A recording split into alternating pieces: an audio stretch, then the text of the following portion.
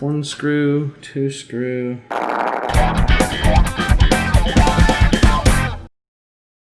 Dell Vostro 3700 disassembly. We're going to replace the thermal paste on this computer, and we're going to do so as quickly as possible.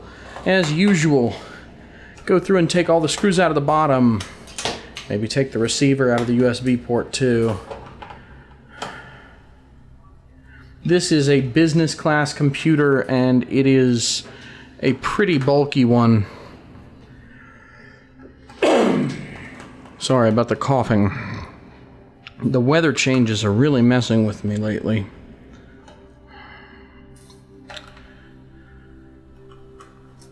That screw came out a bit too easily, if you ask me.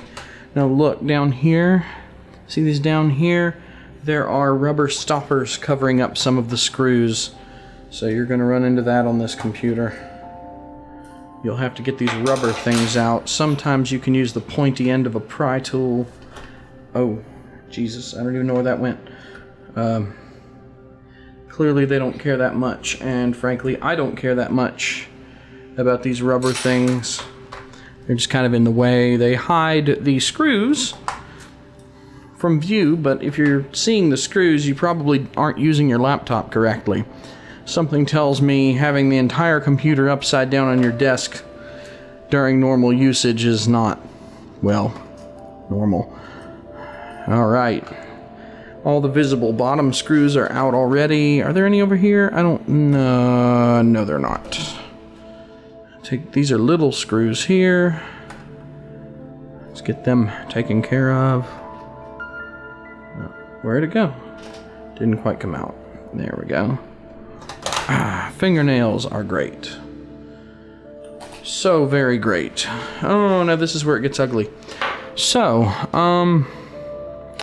that's the processor, and that's what we need to replace the thermal grease on. And it's reachable here. Now you'd think, if it's reachable here, maybe we can just unscrew these and replace the thermal paste, right?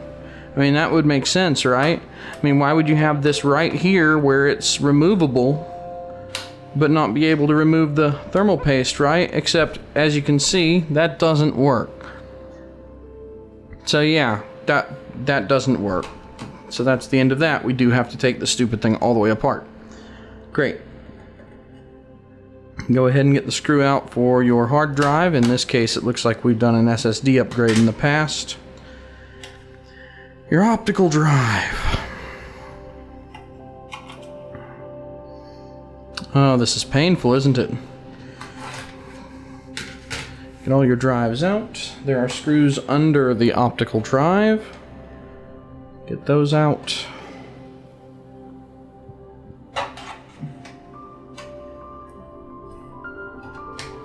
All right.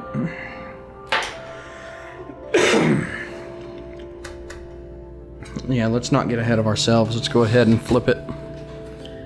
Let's see. Here's the top. Get a pry tool and see if we can pry this up without damaging the screen anyway. Doesn't seem to want to come up though. Is this even pryable? Oh, I don't think it is. I think this is one of those terrible, terrible keyboards with spring clips that you have to, yeah, hang on. You have to shove it in here, and then once the clip is in a bit, pry it back to get it up.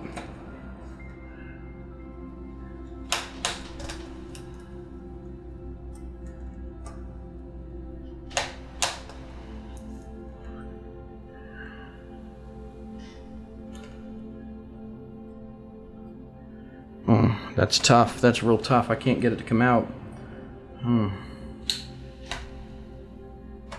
Oh, there it goes. Once you get one, the rest come out pretty easily. There we go. Okay. Flip up this connector here, and this one here is already flipped up actually. This one here, keyboard's out. Flip this one, this one. Remove this one with your fingernails if you have them. Hopefully you do. And there are a few screws here that have to come out as well. Here. Here. That one's tight.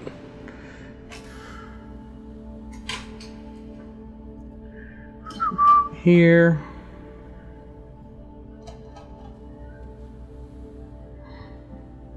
Okay. All these cables should clear pretty easily at this point. We'll just make sure. Usually they come out if you pull up, but we'll pull them out just to be sure they don't get damaged. Alright. Boom.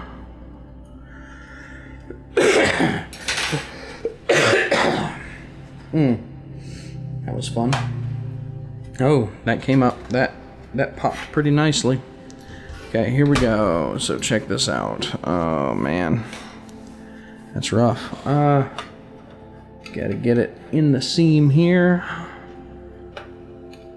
The seam is a little weird on this one. Goes around, kind of around the front, more than anything. Yeah. So the seam is like here and it curves downward. So let's get cracking here.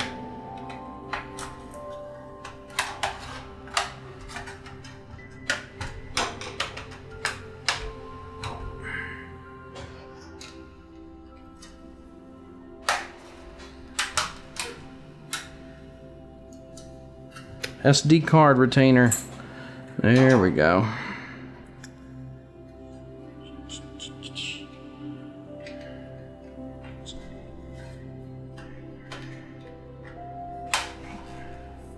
All around the front here. So many clips. So many clips. Come on. Wow, this thing does not want to come out. It's a toughie.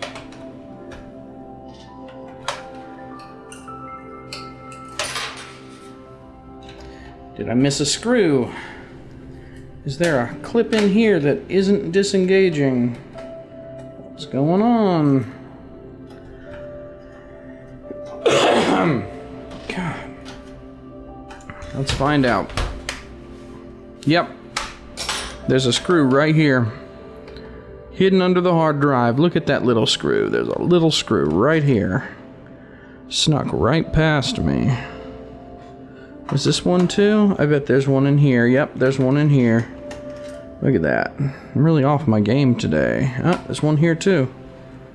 Yeah, let's go ahead and pop all of those. Are there any other bottom screws I have missed? Not yet. I can already tell you this Wi-Fi card is going to have to get unhooked though. You don't have to take it out, but you can't have the wires hooked to it. Oh, and this probably has to come out as well. This power here probably has to come out as well. So let's go ahead and just pull it. Alright. All those screws have come loose. And we can now hopefully get this to rise up and let go. Half the clips that I disengaged hooked themselves right back. Well, that didn't get... Yeah, there we go. Well, I closed it up earlier, so... Let's see what happens. Oh man, this is ridiculous.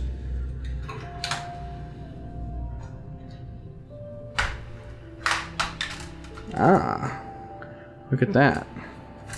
That's a much better result. Yes, there you go.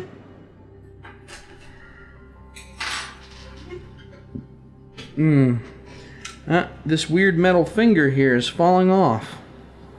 Okay, we need to get this board out.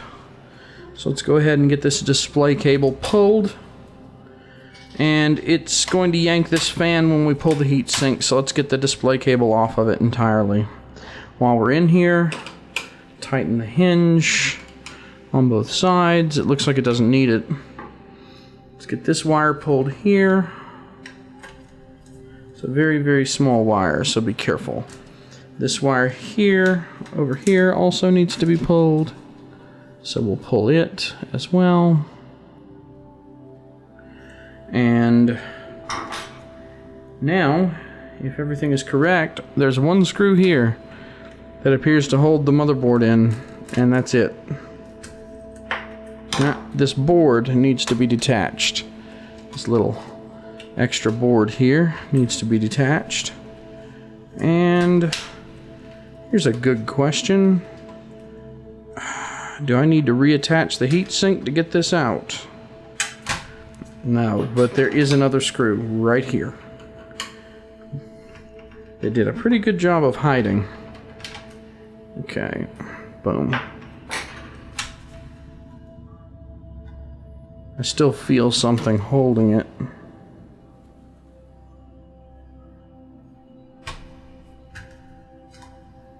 Something over here is holding it. I bet it's that peg. Yeah. Oh, it gets very heavy on the back end now. Can we get it up? Can we get it up? Something is still grabbing. Something is still grabbing. Oh, I didn't pull the CMOS battery. That's what it was. The CMOS battery was hooked up. And now it's extremely light and falls over easily. So as we can see, we have a screw here and a screw here that were not reachable. And this whole assembly was just not reachable. Let's pull the fan for that. There we go. Gross. All right. I need to go get paper towels to wipe this, and I need to get heatsink paste. I'll be right back. I'm back. Let's clean this crud off. Often you can get this old paste off in one shot. The OEM paste tends to hold together pretty nicely. Oh god, it's so gross. It's this nasty, tacky, sticky liquid stuff. Ugh. It's so nasty, and they put so much extra that they don't need. So we're gonna wipe that and wipe it until the surface is relatively clean, because we're gonna put new paste on. Look at that. That's nice. Okay. Yeah, with any luck, you can kind of tell how shiny that is. So this chip over here, this chip, which says NVIDIA, so it's the video chip. This chip over here, and the CPU, which has an integrated graphics chip, apparently. I can see two dies. They both need their heatsink paste redone. Ah, come on. Get off of there. There's excess paste that has fallen on the board and doesn't want to come up. Yeah. Don't pick at it with anything hard. You could actually damage the board.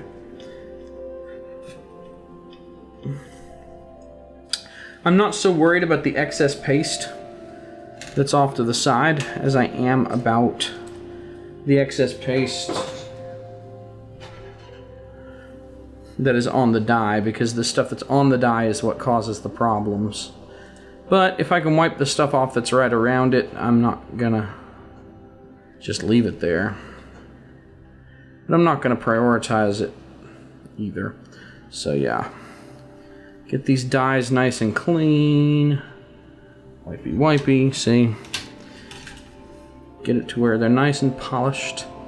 Get the excess off the sides if you can, but don't worry too much about it. It won't make a difference.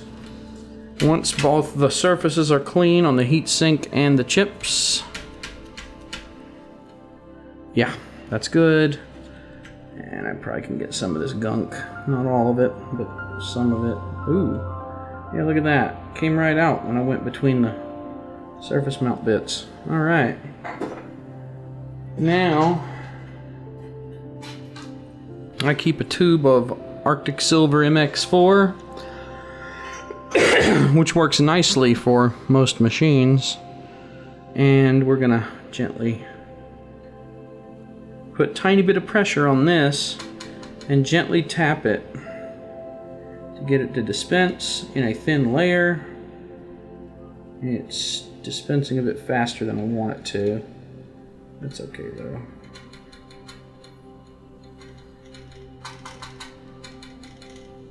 You don't want to put too much. You don't want to put too little. It will disperse into a thin layer. So just keep in mind that you don't want to overdo it. You can always flatten it out later, and in fact we'll do that. If you wait just a second, you'll see me do that. Always slap the heatsink back on top of it later and see how the distribution goes once it's gently squished, so that you can be sure that you get correct coverage. Because remember, it does have to spread over another part. Right?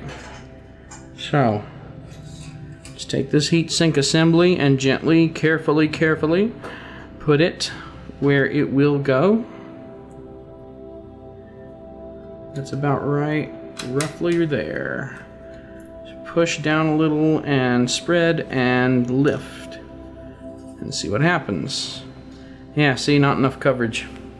So, let's give it a little more over here. I may actually not have held it down properly either, so we'll find out.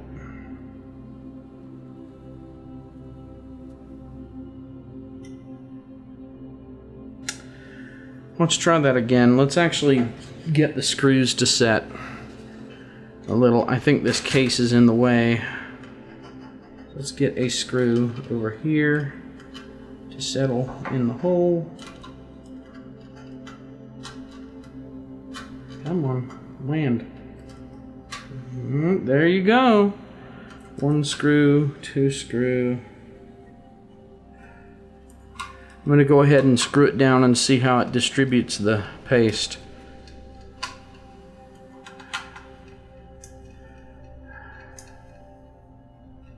Alright. All three screws there. The two here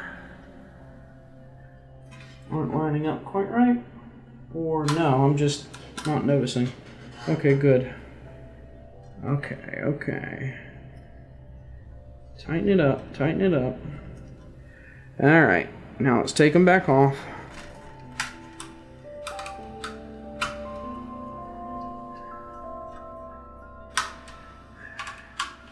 Take all the screws back off. And let's see if we have enough paste to cover the working surfaces between all of these chips. Alright. Yeah, that looks good. It actually looks like it's a bit excessive on this over here. So we may take some of that and move it over to the video chip, which looks like it doesn't quite have enough for the whole die. Though it still looks like it has good coverage too, so I won't write it off just yet. Alright, that's okay. Alright.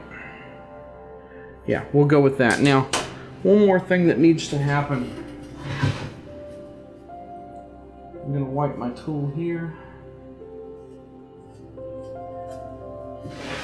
One more thing that needs to happen is this CPU needs to be released, lifted, and put immediately back, and clipped back down, if possible. Don't do that.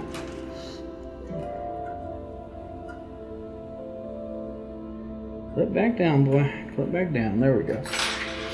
That refreshes the electrical connections on the CPU, which makes a bigger difference than you may realize. Alright. Sometimes those connections go a little foul over time. And, yeah.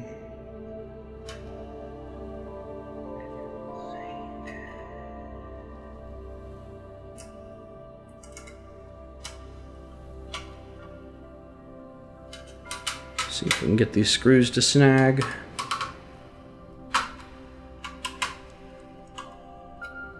Sounds good.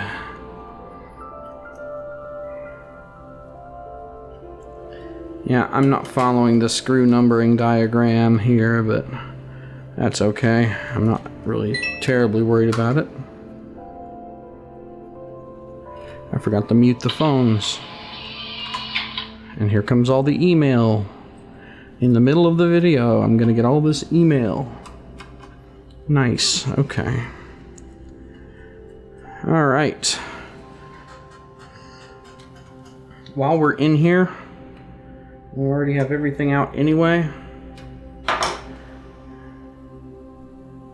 Now let's get this fan plugged in. Let's reseat the RAM.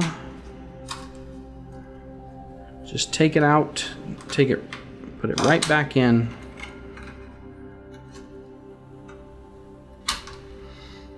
Go ahead and reseat it. Flip this back over. And yeah. Looks good. Okay. We'll start putting items back. Alright. Get some of these.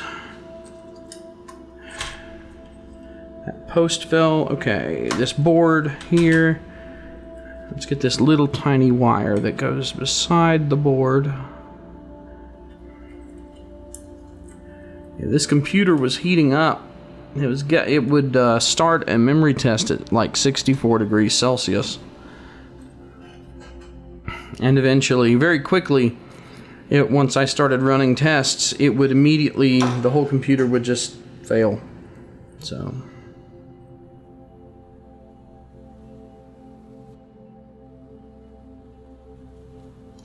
I'm gonna put away my thermal compound. It's real cute how they have a usage meter. Yeah, as little thermal compound as you use, I've come to realize it's better to get a tube of that stuff, nice big tube of MX4, than it is to get a whole bunch of cheap thermal paste. The cheap stuff doesn't have very good thermal conductivity. You really, especially with like this first gen i5 chip, you need all the thermal conductivity that you can get. However, expensive, oh, be careful, this has a plastic thing that you use to pull the wire that if you let it just fall in the hole, it won't make contact. So use the plastic thing. Oh dear God, stop with the messages. Just stop with the messages.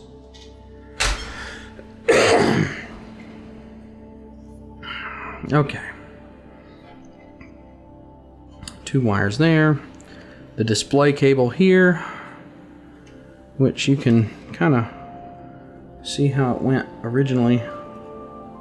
But just to be sure, what I'm going to do before I stick it back down is plug it up and then push down to stick it. Looks like it kind of goes around there anyway. So yeah, that's that. Display cable's good. This cable's good. We should be clear to replace this.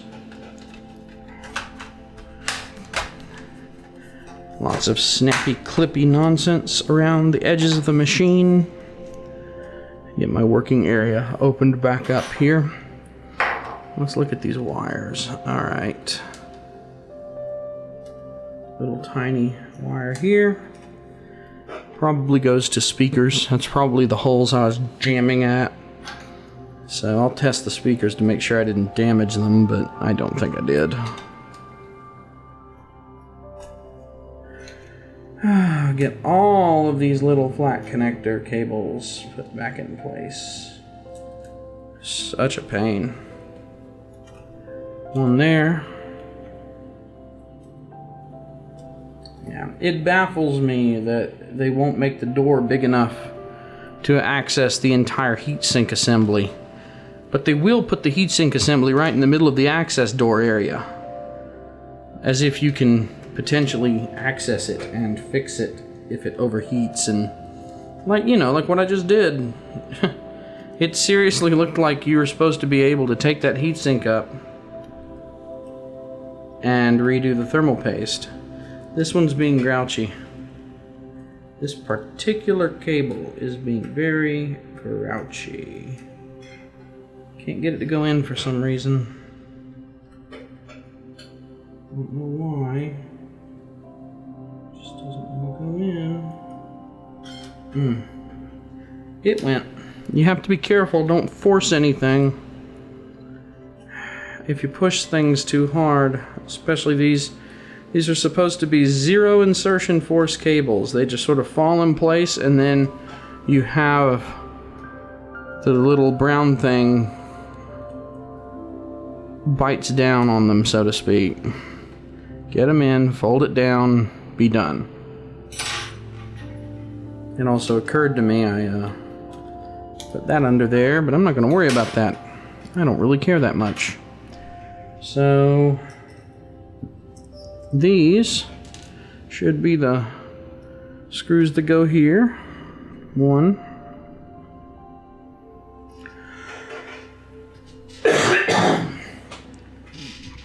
2, 3, 4.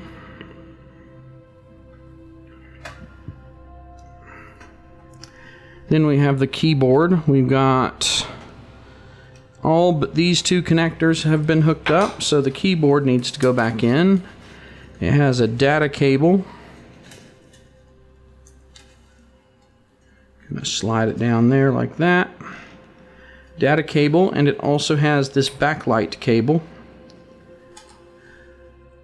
which goes in this tiny connector right here. Teeny little connector. It's a little hard to get in sometimes, but there it is. Put the tabs here. And it just clips. Those spring clips will grab it, and the rest of it will click back together when we put the screws in the bottom. Oh, look at all that. Ugh. Ooh. Bit messy. Okay. Now we need to get all these screws in the bottom. These long ones probably go to the keyboard. See if that works out. Seems so. There are 2 tubes here that probably take the longest of the screws. These short screws should go where the CD drive was. At least 2 of them should. One of them goes to the hard drive. I remember a short screw going to the hard drive. Yeah, 1 here. 2 of them, they are flush. So now we can shove this back in. Right? Goody. That was, what does that say? 5.0? I think that's a short screw. So, the optical drive's held in with a short screw, I think. No, that doesn't fit. Must be a longer screw. How long are we talking? Long enough. CMOS battery needs to be plugged back in.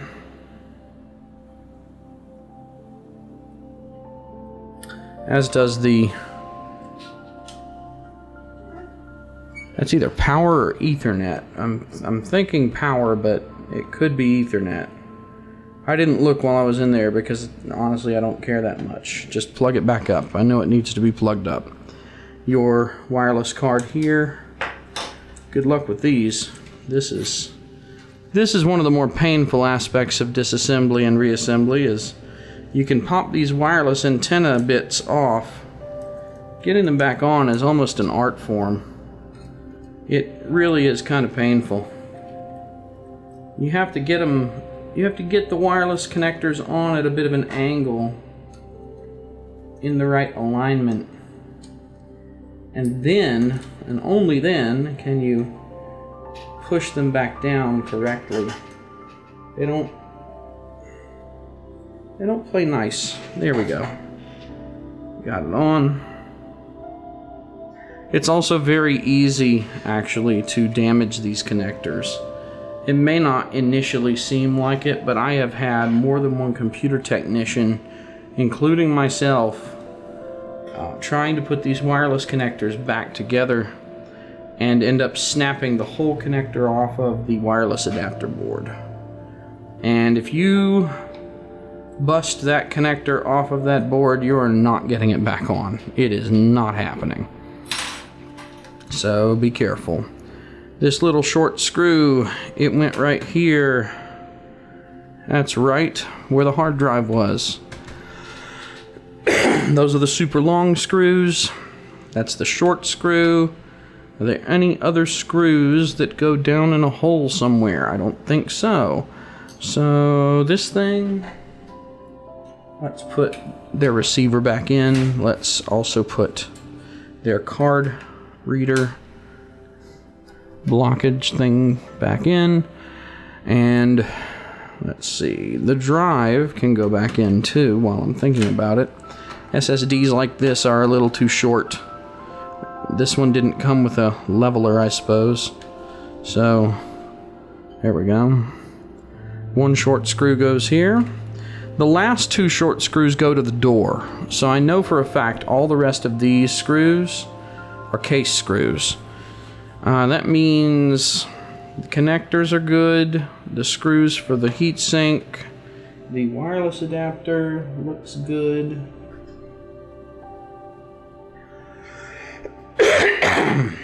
So we're good. Let's just put all the rest of the screws back. Some people like to start at one corner and go around. I like to just put them wherever I feel like it. It's a very whimsical activity.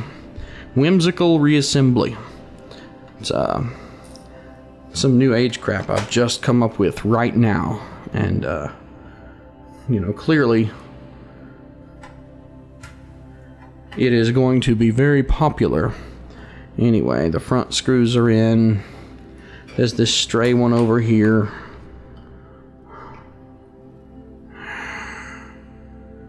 The back corner over here, of which there are 4. Now these back corner ones, you probably should tighten these a little bit more than you normally would for the others, because they go into the hinges. If you fail to tighten them enough, they may loosen and the hinges will break. Alright, that's all good. Door. Put the door back in place. The tabs are on this side, so snap down there, and there. There we go. And there's a seam right here. I don't know why, and I don't care because it came in that way. And it's not really my problem. So,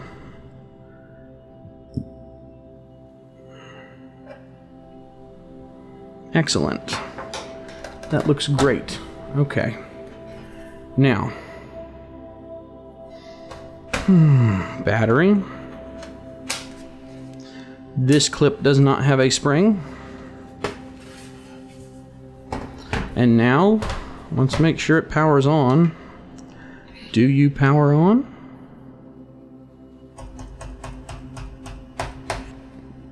It does, and the keyboard works. Alright, I'm gonna go do a memory test. Have a good one.